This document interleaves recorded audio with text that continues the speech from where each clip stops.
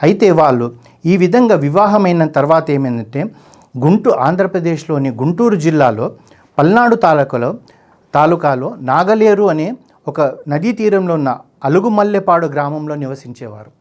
వెంకటేశ్వర అవధానులు, అనంతలక్ష్మమ్మ గారు అక్కడ ఆ గ్రామంలో ఉండేవారు. అక్కడ ఉంటున్న సమయంలో ఆ గ్రామంలో ఆ దంపతులంటే ఎందరికీ గౌరవం. అంటే వారి ముఖవర్చస్సు చూస్తేనే వెళ్ళేవాడు కూడా 2 చేతులు ఎత్తి అమ్మా నమస్కారం, అయ్యా నమస్కారం అని వాళ్ళిద్దరికీ చెప్పేవారు. అంటే ఎందుకు చెప్తున్నారంటే తెలియకుండానే వారికి ఆ భావన వచ్చేది. అంటే వారు నిజంగా కూడా చెప్పాలంటే కౌసల్యమాత దశరథ మహారాజు లేకపోతే యశోదమాతను మనకు తెలియదు. అంత గౌరవమైన భావన కలిగేది. ప్రతి వాళ్ళు కూడా వాళ్ళతో మాట్లాడుకుంటే ఒక భాగ్యం అనుకునేవారు. ఆ తర్వాత వారు పక్కకి వెళ్ళిపోయిన తర్వాత కనబడ్డ స్నేహితుడికి ఒరేయ్ అవధానులు గారు నన్ను ఇవాళ పలకరించాడు అంటే వాళ్ళంత గౌరవంగా అనుకునేవారు. అవధానులు గారు పలకరించారంటే వారికి ఒక ఆశీస్సులు అనుకునేవారు.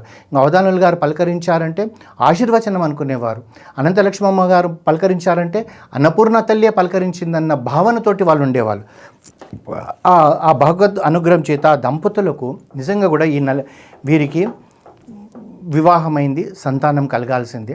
4 అమ్మాయిలు పుట్టారంట. అప్పటికి బాబు పుట్టలేదు, మగపిల్లవాడు పుట్టలేదు. ఎవరికైనా కానీ మన సనాతన ధర్మంలో అంటే ఒక్క మగపిల్లవాడు ఉండాలి. ఎందు గురించి అంటే పుత్రులు లేని వారికి ఉత్తమగతులు లేవంటారని చెప్పేసి ఆ భావన ఉండేది. అయితే ఈ యొక్క భావన వాళ్ళకి స్మరణలో ఉన్నప్పుడు ఏమైందంటే ఆ ఊర్లో ఈ దంపతులు ఎక్కడైతే నివసిస్తున్నారో అలుగుమల్లెపాడు అనే గ్రామంలో ఒక భవానీ శంకర ఆలయం ఉన్నది.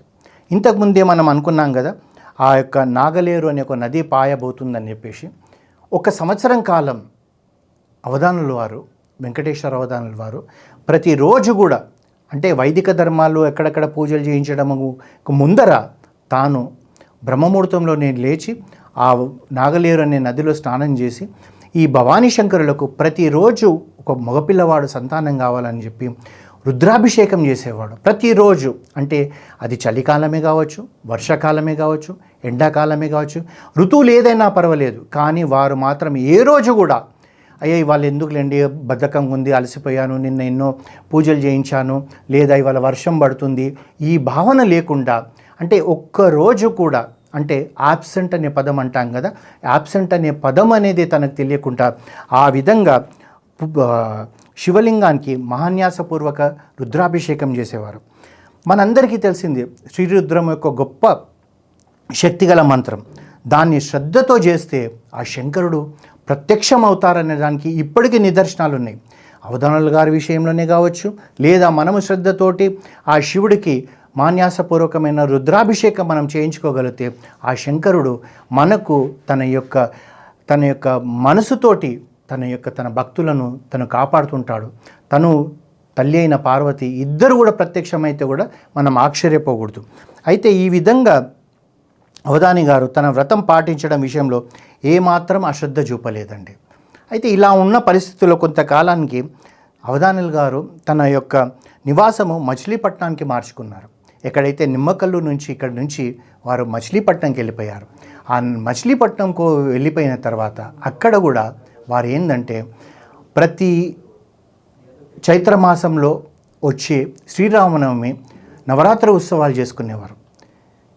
అక్కడున్న గ్రామంలో ఉన్నప్పుడేమో భవానీ శంకరుడని పూజ చేస్తే మచిలీపట్నంకి వచ్చినాక శ్రీరామ ఉత్సవాలు జరుపుకున్నారు. తన తపనంతా కూడా ఒక మగపిల్లవాడు పుట్టాలి. ఈ నవరాత్రి ఉత్సవాలు ఎంత గొప్పగా తను చేసుకునేవాడంటే భక్తితోటి చేసుకునేవాడు. గొప్పగా అంటే అలంకరణలతోటి కాదు. రామ రామ రామ అంటూ సీతమ్మ తల్లిని, రామయ్య తండ్రిని ఆ యొక్క ప్రార్థనతోటి ఆ నవరాత్రి ఉత్సవాలు చేసుకుంటూ తన మనసులో అనుకునేవాడు. ఏమనంటే నాకు మగపిల్లవాడు పుడితే నీ పేరే పెట్టుకుంటానయ్యా అని చెప్పేసి. అయితే రాముల వారు పెడతానని అనుకునేవాడు. అయితే అనంతలక్ష్మమ్మ గారు కూడా ఆంజనేయ స్వామిని ఆరాధించేది, ప్రతిరోజు ఆరాధించేది ఆంజనేయ స్వామిని. మనందరికీ తెలుసు హనుమాను ఆరాధిస్తే మనకి ఎలాంటి ఫలితాలు వస్తాయని. ఒక పక్కన అవధానులు గారేమో రాముణ్ణి ప్రార్థన చేస్తున్నారు, ఒక పక్కన అనంతలక్ష్మమ్మ గారేమో ఆంజనేయుడిని ప్రార్థన చేస్తుంది. అయితే వీళ్ళిద్దరు ప్రార్థనలో అంటే రాముణ్ణి ప్రార్థన చేసే దగ్గర ఆంజనేయులు ఉంటారు, ఆంజనేయులను ప్రార్థన చేసే దగ్గర రాముల వారు ఉంటారు కనుక ఈ అనంతలక్ష్మమ్మ ఆ ఆంజనేయ స్వామిని ప్రార్థన చేసుకుంటూ ఏమనేదంటే నాకు ఒక్క కొడుకు పుడితే నీ పేరే పెట్టుకుంటాను స్వామి అని చెప్పి ప్రార్థన చేసుకునేది. అయితే ఒకరోజు ఏమైందంటే తెల్లవారుజామున అనంతలక్ష్మమ్మ గారికి ఆంజనేయ స్వామి కలలో వచ్చాడు. స్వప్నంలో వచ్చి 3 మామిడి పండ్లు తనకు అనుగ్రహించాడు. ఆ 3 మామిడి పండ్లు తను తీసుకుంది.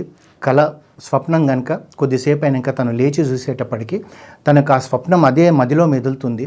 అయితే ఆ ఆనందకరమైన వృత్తాంతం అవధానులు గారికి చెప్పింది, భర్తకు చెప్పింది.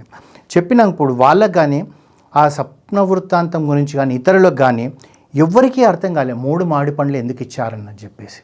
3 మామిడి పండ్లు ఎందుకు ఇచ్చారన్నది వారికి అప్పుడు తెలియదు. కానీ ఆ 3 మామిడి పండ్లు ఏంటంటే భూలోకము, స్వర్గలోకము, పాతాళ లోకానికి జగద్గురువు నీ బిడ్డగా పుట్టబోతున్నాడని చెప్పి ఇచ్చారేమో ఆంజనేయ స్వామి. లేదా ఒక బిడ్డ పుడితే వారికి అంటే మనందరికేమో ఒకటే జన్మ, కానీ జగద్గురువులకు 3 జన్మలు. ఒకటేమో మా తల్లి కడుపులో పుట్టిన జన్మ, ద్విజడుగా ఉపనయనమైనప్పుడు ఒకటి, సన్యాస స్వీకారం చేసినప్పుడు ఇంకొక జన్మ. అంటే మధ్యలో తను బ్రహ్మచర్యం కానీ మన వైవాహిక జీవితం కానీ లేకుంటే ఏ జీవితం లేకుండా ఈ 3 జన్మలు తరించిపోయాడు కనుక ఆ 3 జన్మలు అని చెప్పేసి మనకు తెలియదు. అప్పటికి వాళ్ళకి తెలియదు. వైరాగ్యము, ధర్మనిరతన, వ్యక్తిత్వం అనే 3 ఉత్తమ గుణాలు గల పుత్రుడు పుడతాడని కూడా వాళ్ళకి తెలియదు.